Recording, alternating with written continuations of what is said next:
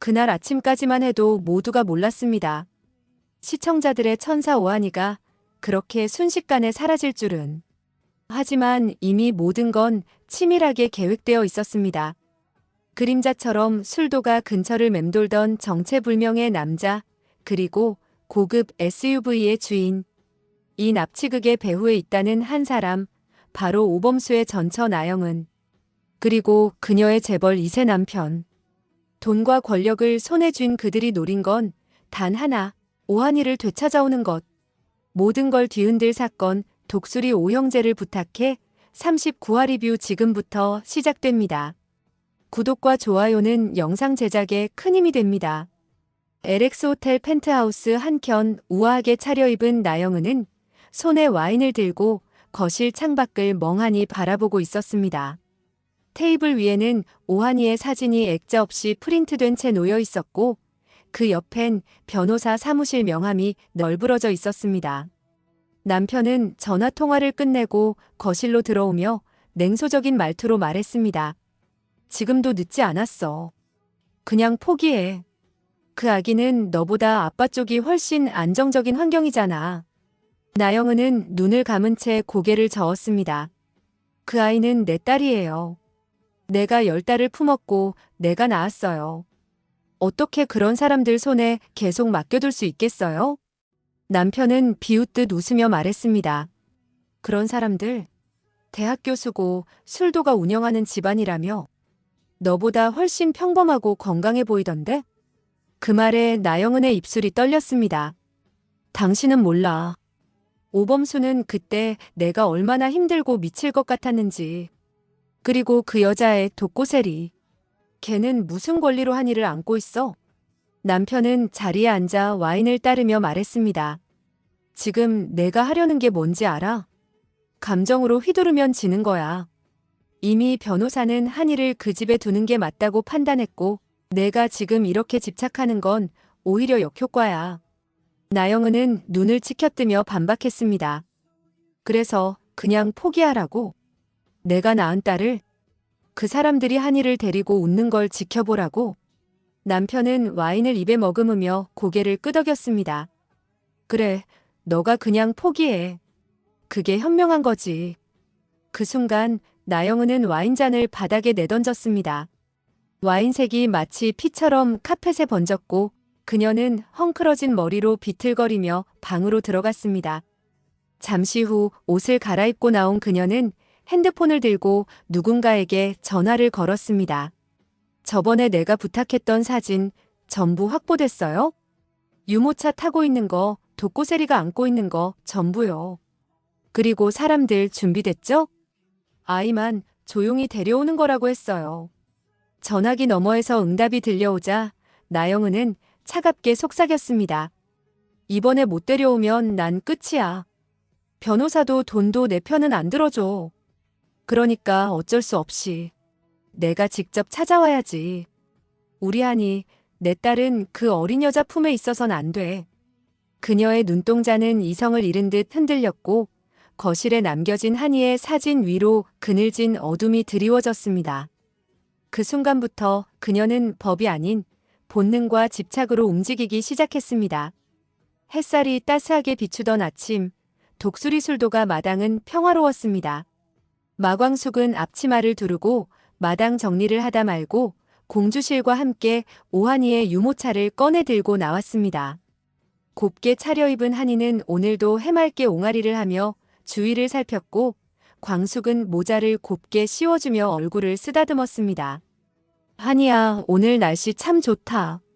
바람도 선선하고 기분도 상쾌하고. 우리 예쁜 한이, 오늘은 산책하면서 참새도 보고 강아지도 보자. 공주실은 옆에서 웃으며 장난스럽게 말했습니다. 엄마 한이는 진짜 천사야. 얼굴만 보면 나도 마음이 정화되는 것 같아. 그 따스한 풍경은 마치 한 폭의 그림 같았고 술도가 안에는 된장 끓는 냄새와 함께 평온한 공기가 감돌았습니다. 하지만 이 모습이 마지막 평화일 줄은 누구도 상상조차 하지 못했습니다. 그 시각 담장 너머로 긴 렌즈가 서서히 움직였습니다. 검은색 SUV 한 대가 골목에 멈춰 있었고 조수석에 앉은 젊은 남성은 이어폰을 낀 채 무언가를 듣고 있다가 고개를 끄덕였습니다. 운전석엔 중년의 남자가 무표정한 얼굴로 휴대폰을 붙잡고 있었고 차 안의 공기는 살벌한 긴장감으로 가득 차 있었습니다.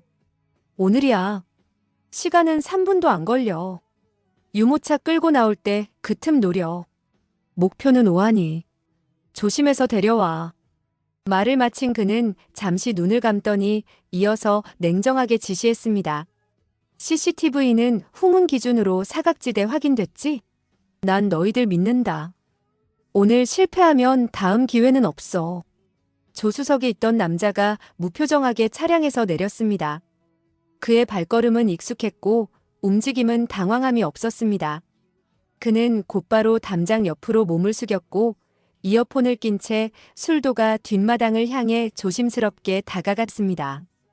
그가 향한 곳은 CCTV가 고장나 있는 후문 쪽 그늘 아래였습니다. 반면 술도가 안에서는 한이를 데리고 조용한 뒷마당 산책을 준비하던 공주실이 핸드폰 벨소리에 고개를 돌렸습니다. 낯선 번호에 눈살을 찌푸리며 통화를 받는 순간 뒤편에서 손 하나가 유모차 손잡이를 조심스레 움켜쥐었습니다. 유모차가 부드럽게 움직였고 한이는 오히려 재밌다는 듯 웃고 있었습니다.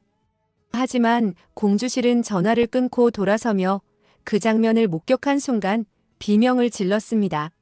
한이야, 거기서 멈춰. 남자는 놀란 기색 하나 없이 빠르게 유모차를 밀며 골목으로 달렸고 공주실은 뒷산 언덕길까지 쫓아갔습니다. 그때 마광숙도 마당에서 비명을 듣고 뛰쳐나왔고 상황을 인지하자 얼굴이 하얗게 질려 주저앉을 뻔했습니다. 주변 이웃들도 놀라 골목을 내다보며 수색에 나섰지만 이미 그 남자는 SUV 차량에 한이를 태우고 빠르게 골목을 빠져나가 버렸습니다. 유모차에는 한이의 작은 담요와 분홍색 턱바지만이 남겨져 있었고 현장에 남은 사람들은 충격에 빠졌습니다. 그 순간 오범수는 전화를 받고 말없이 연구실을 박차고 나와 술도가로 달려오고 있었습니다. 그의 손엔 차키가 움켜쥐어져 있었고 입술은 굳게 다물려 있었습니다. 술도가엔 경찰차 2대가 도착했고 형사들이 신속하게 CCTV 확인에 들어갔습니다. 그러나 범인은 너무도 치밀했습니다. 후문 쪽 CCTV는 며칠 전부터 오작동 중이었고 뒷골목에 카메라는 테이프가 감겨 있어 아무것도 찍히지 않았습니다. 마광숙은 떨리는 손으로 상황을 설명했고 공주실은 얼굴이 하얗게 질린 채 유모차를 낚아채간 남자의 인상착의를 더듬으며 말했습니다. 그 사람. 키는 크고 검정 마스크 썼어요. 근데 마치 여길 잘 아는 사람처럼 후문 사각지대로 바로 들어왔어요. 오범수는 도착하자마자 말도 없이 딸이 마지막으로 있었던 유모차 자리에 무릎을 꿇었습니다. 그의 손에는 아직도 떨림이 있었고 얼굴은 분노와 절망이 엉켜 있었습니다.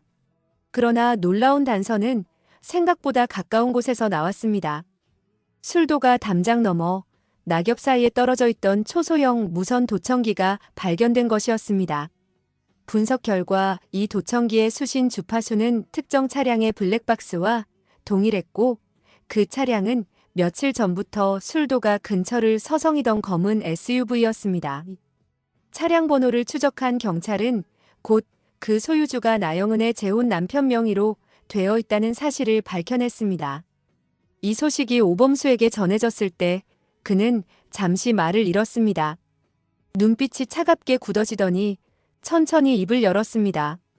설마 그 여자가 이런 짓을 벌이다니. 우리 한이를.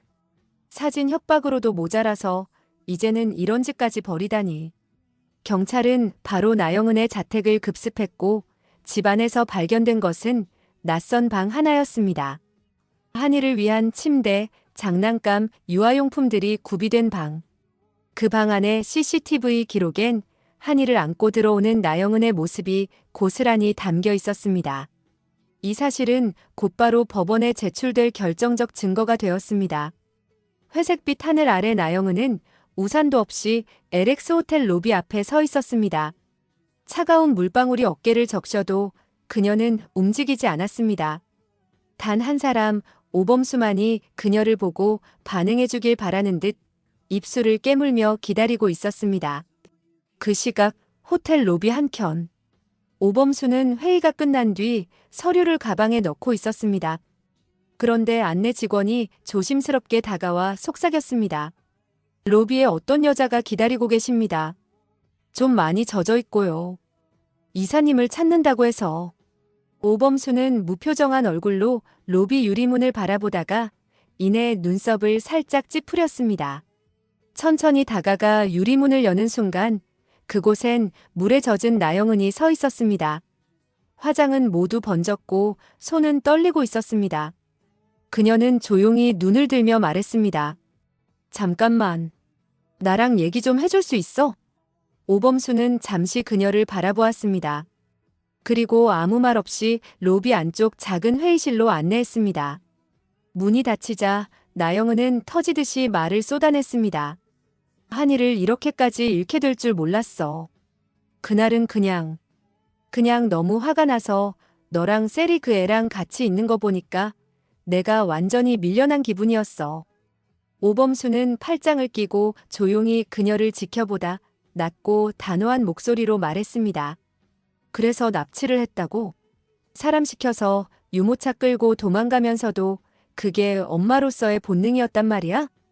나영은은 눈물을 삼키며 고개를 저었습니다. 아니야, 나 그런 뜻 아니었어. 그냥 한이가 너무 보고 싶어서. 아무리 봐도 넌 나한테 너무 잔인했어. 오범수는 조용히 의자에 앉아 손등으로 눈을 문질렀습니다. 감정이 치밀어 오르려는 걸 애써 억누르며 그는 천천히 입을 열었습니다. 그래, 나도 잘한 건 없어. 하지만 너는 경계선을 넘었어. 너가 귀찮고 필요 없을 때 너도 잔인하게 하니와 나를 버리듯 떠나버렸잖아. 그리고 난 너 떠날 때 분명 말했어. 그 말에 나영은이 울음을 터뜨리며 무릎을 꿇었습니다. 정말 미안해. 절대 안 찾아갈게. 그냥 일주일에 하루라도 한이랑 있을 수 있게라도 해줘. 회의실 안의 공기는 무거웠고 빗소리만이 창문을 두드렸습니다. 오범수는 잠시 고개를 떨군 채 말없이 앉아 있었습니다. 그리고 이내 조용히 일어났습니다. 넌 지금 내가 널 용서하길 바라는 거야? 그게 아니라면 뭐든 되돌릴 수 있을 거라고 믿는 거야? 나영은은 대답하지 못하고 흐느꼈습니다. 그는 문 쪽으로 걸어가다 문고리를 붙잡고 말했습니다. 한이는 너의 이기적인 싸움에 희생된 거야. 그리고 다시는 내 앞에 나타나지 마. 부탁이야. 재판장에서 보자. 문이 닫혔고 나영은은 회의실 바닥에 홀로 남겨졌습니다. 밖에선 비가 계속 내리고 있었고 그녀의 울음소리는 그 소리 속에 묻혀버렸습니다. 며칠 뒤 서울가정법원 제3재판부. 한이 양육권에 대한 긴급심리가 비공개로 열렸습니다. 재판정한 오범수는 단정한 정장 차림에 붉은 눈으로 앉아 있었고 그 맞은편엔 어색한 웃음을 띠며 앉은 나영은과 그녀의 재벌이세 남편이 나란히 있었습니다. 법정의 공기는 무겁고 긴장감으로 가득했습니다. 판사의 목소리는 단호했습니다. 현재까지의 수사 상황을 보면 피고 측이 아동을 불법적으로 데려간 정황이 명확합니다. 피고 측은 이 사건에 대해 해명하시죠. 나영은은 침착한 척 손을 모으며 말했습니다. 저는 제 아이가 위험한 환경에 있다는 걸 느꼈습니다. 술도가 같은 허름한 시골에서 아이가 제대로 보호받고 있는지 의문이 들었고 그래서 데려온 것뿐입니다. 저는 엄마니까요. 하지만 검찰 측은 준비한 자료들을 펼치며 반박했습니다. 피고는 아동을 정식 절차 없이 납치에 가까운 방식으로 데려갔고 차량 명의부터 이동 경로, 침실에 설치한 CCTV까지 이는 사전 계획에 따라 치밀하게 준비된 납치 행위입니다. 정당한 보호 목적이라고 보기엔 설득력이 부족합니다. 오범수의 변호인은 조용히 서서 말을 이었습니다. 의뢰인은 대학 교수로서 안정된 직업과 거주지, 양육 환경을 갖추고 있으며 해당 아동을 홀로 키워온 아버지입니다. 나영은 씨는 과거 이혼 이후 양육권을 포기했으며 본 사건 이전까지 어떠한 경제적 정서적 지원도 하지 않았습니다. 판사는 잠시 안경을 벗고 말을 멈췄습니다. 피고 측 아동을 데려온 과정에서 타인의 주거지에 무단 침입하고 유모차를 낚아채는 장면이 CCTV에 기록되었습니다. 본 법정은 이 사건을 중대 아동 위협으로 간주하며 피고의 양육권 제한 여부에 대한 판단을 내리겠습니다. 나영은은 얼굴이 일그러지며 자리에서 벌떡 일어섰습니다. 판사님, 그건 오해예요. 저는 그냥 한이가 보고 싶어서. 그날은 감정이 격해졌어요. 하지만 재판정은 조용했고 판사의 말은 냉정했습니다. 피고는 감정 조절에 문제가 있으며 아동에게 불안정한 환경을 제공할 가능성이 큽니다. 본 법정은 아동복지법에 따라 피고 나영은에게 내려져 있던 일시적 보호 권한을 즉시 박탈하며 영구 양육권을 오범수 씨에게 귀속합니다. 재판정 밖 나영은은 풀썩 주저앉았습니다. 뒤따르던 재벌 남편은 무표정한 얼굴로 휴대폰만 들여다보며 말했습니다. 이쯤 되면 나도 이미지 타격이 크겠군. 당신도 나랑 이혼소송 준비해야 할 거야. 그 순간 나영은은 알았습니다. 돈도 백도 다 부질없었다는 걸. 모든 걸 잃었고 한순간의 잘못된 선택 때문에 이제 그녀 곁엔 아무도 없다는 것을. 이만 오늘의 영상을 마치겠습니다. 재미있게 보셨다면 영상 제작에 큰 힘이 되는 구독과 좋아요 부탁드릴게요.